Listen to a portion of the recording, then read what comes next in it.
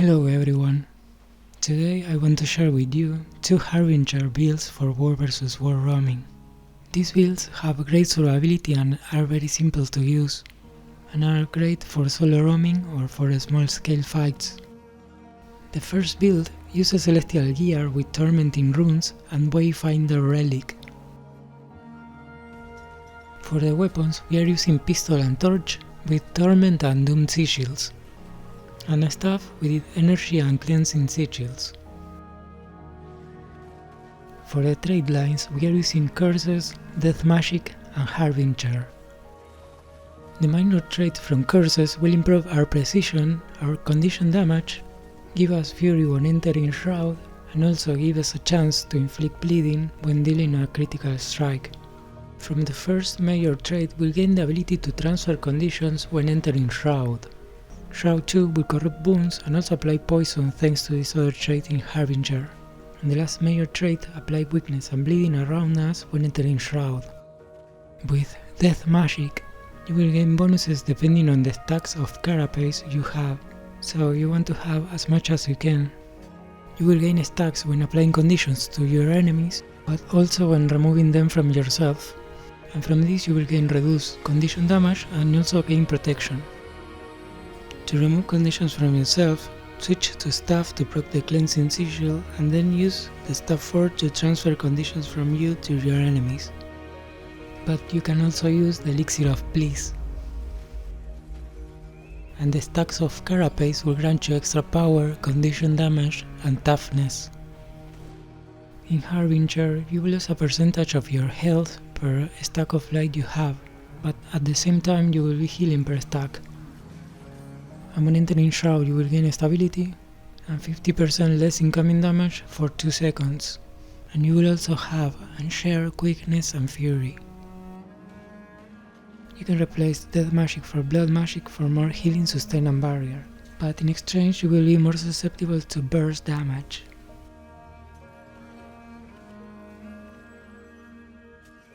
For the utilities we are using 3 elixirs, Spectral Walk and the Flesh Worm. The heal elixir will also apply poison on your enemies. The elixir of bliss cleanses conditions but also corrupts a wound from them. And the lead will give you all the wounds in the game for a few seconds and also apply mini conditions on them. You can use the Spectral Walk to escape when you are being chased by many. Use it once, keep running and use it again to return to the original position.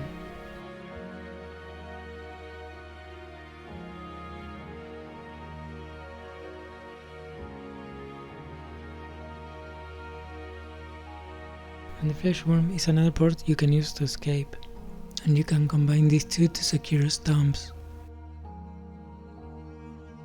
Here I'll leave you a basic rotation for the build, but make sure to check the Britain guide at guildgen.com, you will find more details in there.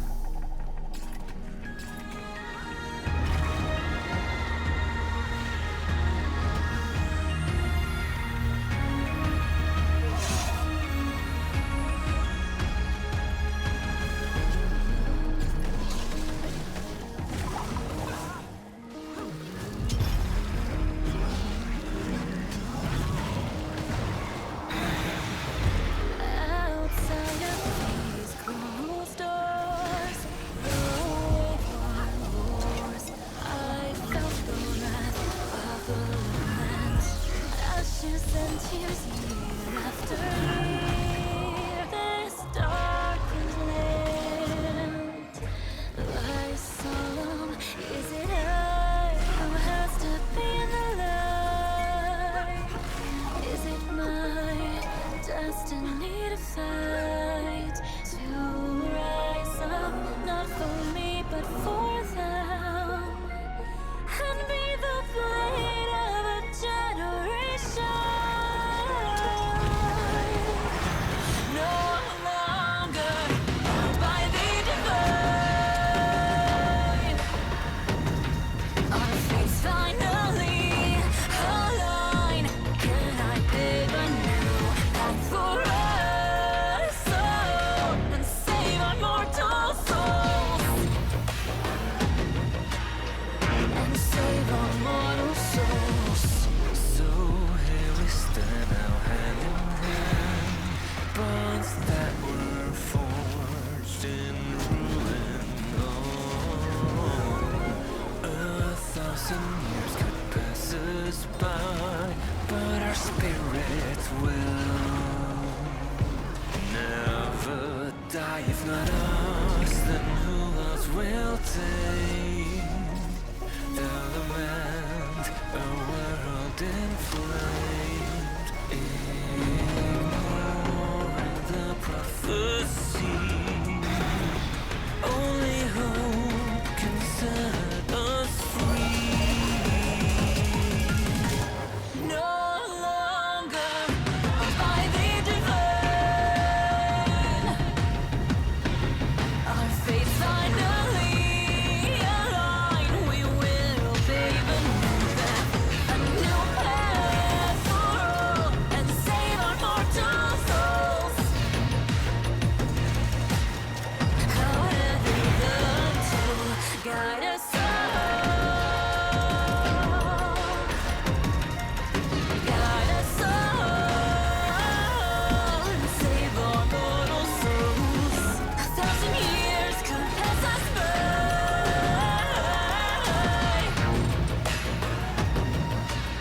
but our spirit will never die.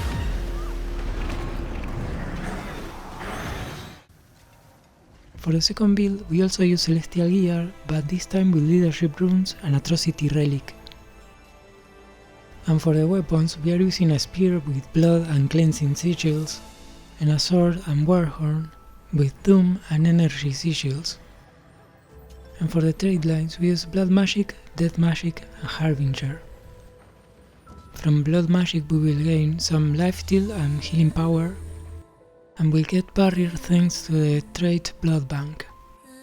Blood Magic have a lot of synergy with a spear weapon, since most of the burst damage comes from lifesteal. Gain soul shards and use Spear 2 to consume them for the burst. From Death Magic you will gain stacks of carapace when applying conditions and removing them from yourself, and this will give you protection and reduce incoming condition damage. You will mainly apply conditions with your elixirs and also with the shroud skills. And to remove conditions you will rely on the cleansing sigil but also on the elixir of bliss. And the stacks of carapace will grant you extra power, condition damage and toughness. Thanks to this trait in Harbinger, our elixirs will grant us protection.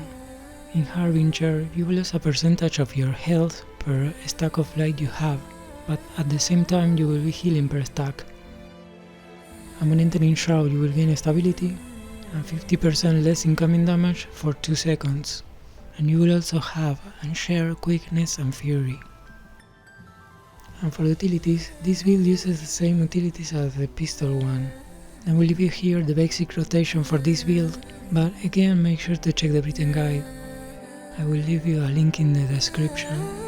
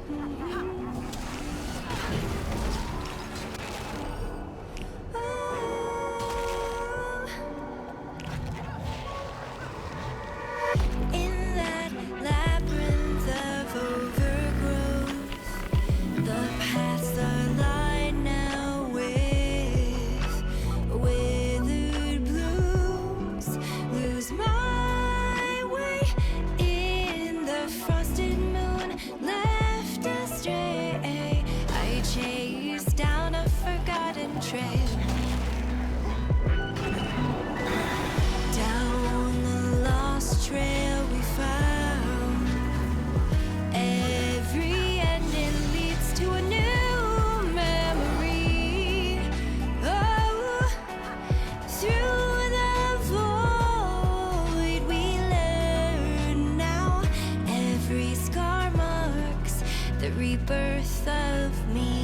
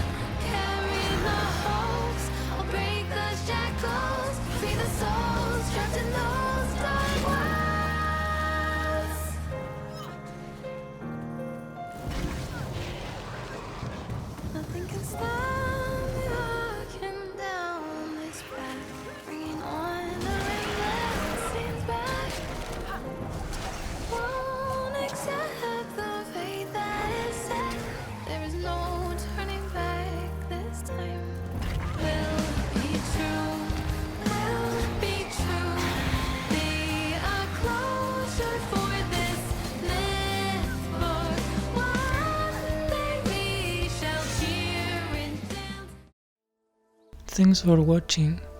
If you enjoyed the video, please give it a like and subscribe, and see you in the next video.